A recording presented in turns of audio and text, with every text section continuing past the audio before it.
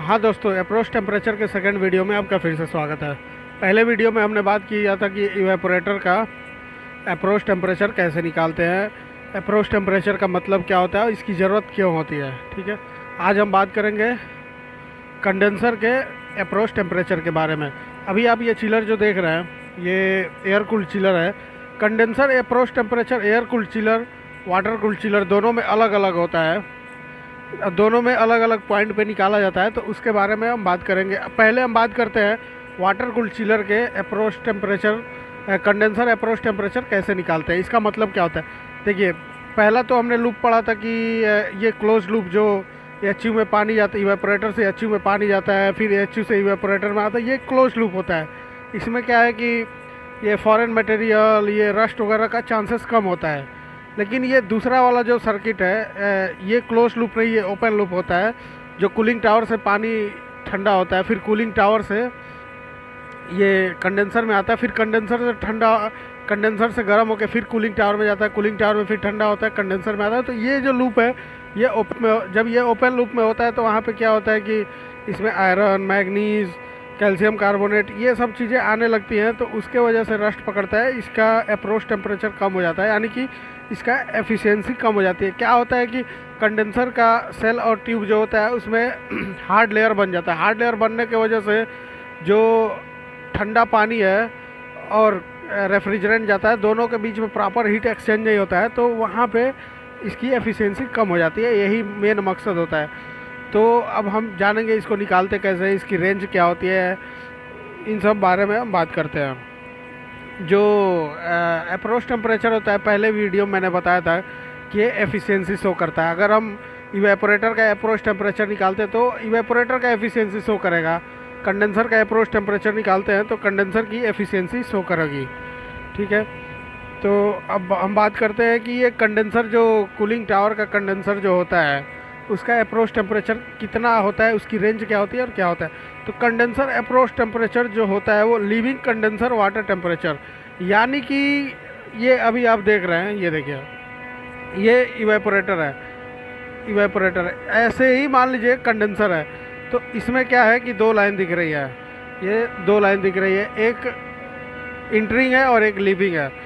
तो वैसे ही वो भी कंडेंसर होगा। तो कंडेंसर में एक जो है, पहले हम लेंगे लीविंग कंडेंसर वाटर टेम्परेचर, यानी कि कंडेंसर से जो वाटर निकल रहा है रेफ्रिजरेंट को ठंडा करने के बाद, उसका टेम्परेचर लेंगे, माइनस लिक्विड रेफ्रिजरेंट, जो रेफ्रिजरेंट ठंडा होने के बाद लिक्विड स्टेट में होके और फिर से ये इवेपोरेटर में जाता है, उसका टेम्परेचर लेंगे। अब क्या है इसका मतलब कि अब इसका मतलब क्या है कि आपने पढ़ा होगा रेफ्रिजरेशन साइकिल। रेफ्रिजरेशन साइकिल से कंप्रेसर से रेफ्रिजरेंट निकलता है, फिर वो कंडेंसर में जाता है।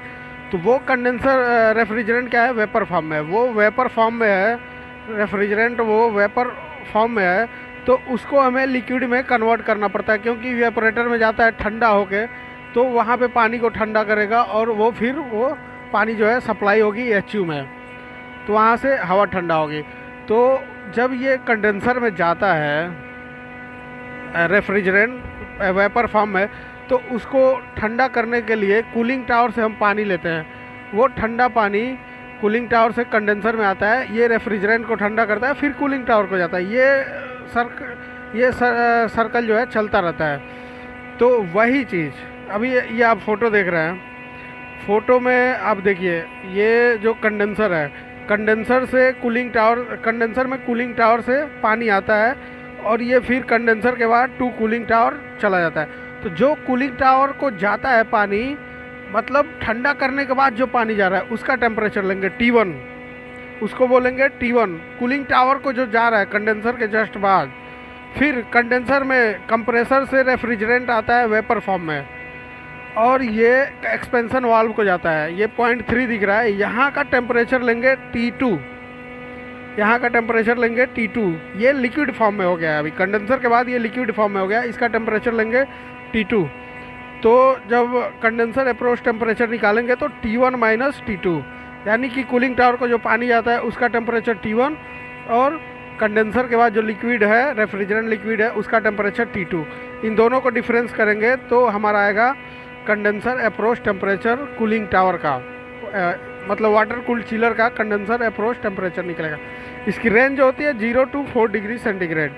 अगर इसकी रेंज 0 to 4 डिग्री सेंटीग्रेड है तो अगर 4 डिग्री सेंटीग्रेड के ऊपर जाएगा तो इसकी एफिशिएंसी कम हो जाएगी, इसकी एफिशिएंसी कम हो जाएगी। यानी कि हमें इसके रेंज को 0 से 4 के बीच में ही रखना होगा।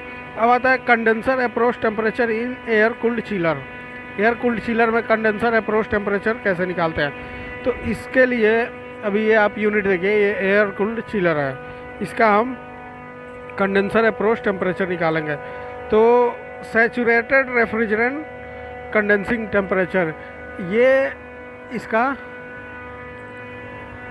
इसका कंडेंसर कॉइल है, ठीक है। ये इसमें रेफ्रिजरेंट इस कंडेंसर में जा रहा है।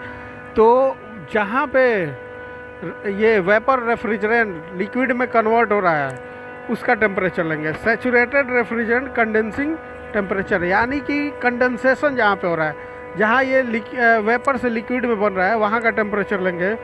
माइनस एम्बियंट एयर टेम्परेचर, यानी कि एम्बियंट टेम्परेचर जो होगा वो लेंगे। अभी एम्बियंट टेम्परेचर ठंडी चल रही है तो इसका एम्बियंट टेम्परेचर कम है।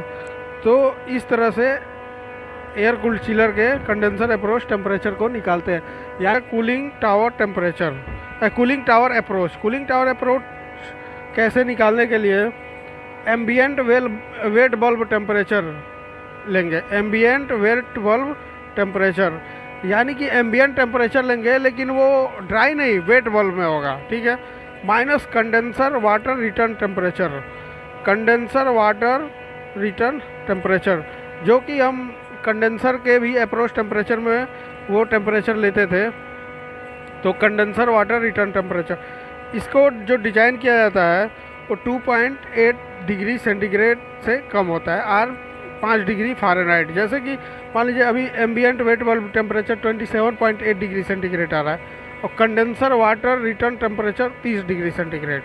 तो 30 माइनस 30 माइनस 27.8 2.2 डिग्री सेंटीग्रेड, ये निकल गया कूलिंग टावर अप्रोच टेम्परेचर।